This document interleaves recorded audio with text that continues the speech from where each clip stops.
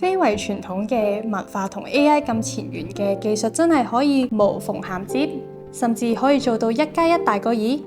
今日一班非遺嘅傳人以及關心非遺嘅友好，就嚟到由非遺文化學會以及香港 AI 新媒體商學一齊合辦嘅講座《看見非遺 AI 分享會》，尋找答案。你要諗啦，其實我哋會唔會有機會面臨我哋嘅技藝會喺呢個世界上面消失呢件事呢？諗下咯喎，係啦，同埋我哋傳播方式係咪有個局限喺度啊？經過 Jingle 老師嘅講解以及引用一啲將非遺同短片以及 AI 結合嘅成功案例，都大大增加咗一班非遺傳承人對於科技運用嘅信心，亦相信 AI 嘅發展以及科技如果可以善用，都會成為非遺傳承人嘅神隊友。不如我哋又聽下一班傳人對於講座嘅感想啊！我上完呢個課程呢，即係呢個分享會入邊嚟講呢，對我嘅感覺嚟講呢，就係我哋嚟緊呢都係會有好多即係關於係睇視頻嘅機會啊，因為呢一樣嘢係每一個人都會揸住手機會去做。咁我哋點樣可以令到我哋係進入咗呢個手機，係人哋係會睇我哋呢？咁呢一樣嘢係對我有一個衝擊。本身好似阿 Jingle 老師咁樣講咧，本身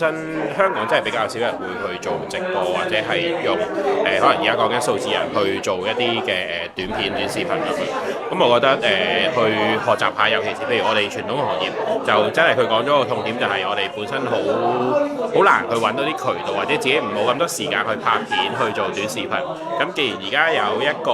AI 或者有 DeepSeek 或者有一啲唔同嘅應用程式可以幫到手嘅時候呢，我覺得係一個好大嘅啟發，係啦，亦都可以去叫做幫到自己點樣去由一個傳統行業，我哋去加一啲新元素落去，我哋去將件事年輕化啲咯。但係點解非遺文化學會最初又會諗到要同 AI 結合呢個主題呢？而家就等我哋訪問一下非遺文化學會嘅創會及執行會長梁家傑博士，聽下佢嘅睇法啦。好多謝 Dr. L 今日咧可以接受我哋呢個訪問啦。咁你點樣諗到要將呢兩者結合㗎？首先其實就香港即係非遺啦，即係俾人感覺都係一個好傳統嘅工作啦。咁因為講定義有好多，有表演，有語言，有技藝，係咪有社會實踐儀式？咁但係我發現到咧，其實過往咧大家都做咗好多工作，咁但係咧我哋必須要與時並進。所以我哋希望咧一啲嘅傳承嘅工作能夠咧可以透過科技啦，繼續可以保育翻。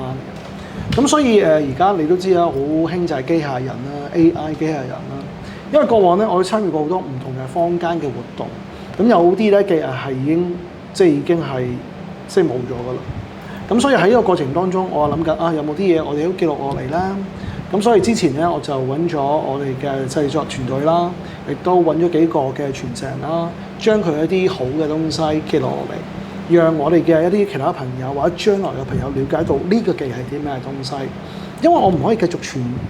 統啊，傳統嘅人咧要慢慢可能咧就要去進步去到另一個層次，所以 AI 去做一個工作還好。同埋我哋希望咧可以將呢啲嘅工作啦，用機械人啦，可以數字化啦。嗰個師傅已經80歲啦，佢都自己擔心我可唔可以有一個能力去做呢件事情呢？所以盡量我哋希望佢可以對住鏡頭講多啲嘢，跟住由機械人自動生成，跟住 fit in 啲一啲嘅內容，希望咧俾大眾更認識更多。最主要係因為咧，其實傳承人咧做嘢好叻啊，做啲動作技巧好多，但係要佢講咧，確實係一個困難嚟嘅。所以呢個科技正啦，可以幫到呢個問題，而亦都解決咗一啲佢哋要需要對公眾講嘢嘅一個情況啦。所以我覺得咁好嘅東西，絕對係要留低啦。咁你認為咧 AI 咧可以點樣幫助到其他類別嘅傳人呢？其實咧我哋過往都搞咗幾個 workshop，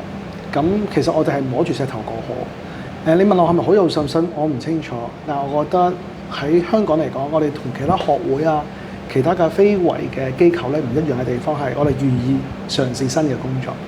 因為喺新嘅過程當中咧係要擺新嘅元素，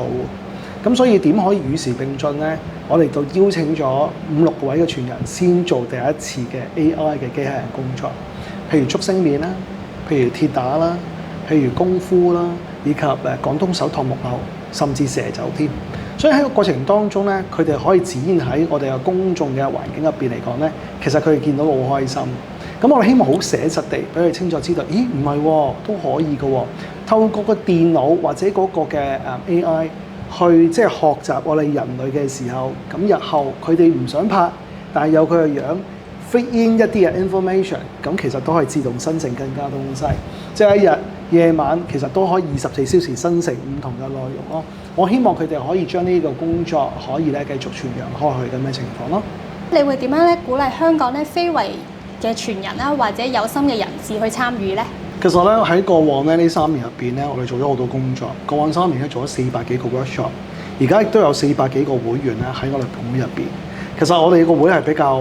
溫和嘅，即係我哋好 warm 嘅。我哋入到去人哋屋企，同啲傳人食飯傾偈，甚至我哋成日都會見面。咁我哋有好多嘅交流啦，無論係即係喺工作層面上面啦，或者一啲活動啦、朋友啊，大家都互相邀請大家一啲唔同嘅工作。咁同埋我哋個會咧開始越嚟越多會員啦，亦都好多顧問啦、一啲會長咧參與。咁所以未來咧，其實我哋會推過即係經過好多嘅工作啦，希望有更加嘅推動啦。所以我哋繼續會推動好多唔同嘅工作坊啦，搞一啲嘅參觀啦，甚至咧可以俾公眾參與我哋嘅義工工作添嘅。未來咧，其實我哋香港非遺文化庫咧會做好多資助啦、慈善工作，而啱啱咧上個禮拜咧都獲得政府即係通過咗我哋88牌啦。咁所以嚟緊咧，我哋都係對公眾啦做多一啲嘅義務工作啦，希望可以藉住一啲 funding 啦，可以幫到傳人咁嘅形式嘅。咁至於將來係點啦？我希望更加多年青化啦，好似你咁後生嘅朋友啦，可以參與我哋本會。我哋會有好多唔同嘅工作坊，一個月大概6個工作坊，所以我哋好歡迎大家參與我哋嘅工作。有剪紙，有金箔，有茶座，有沖奶茶。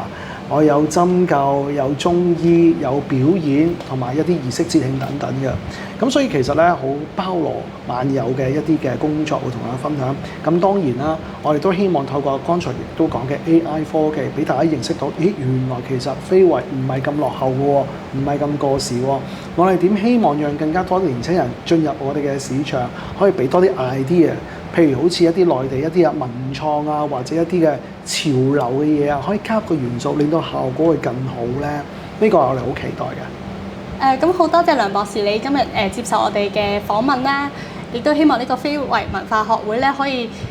更加有成績啦，可以更加傳承落去下一代啦。係咯，都好多謝你嘅。多謝你。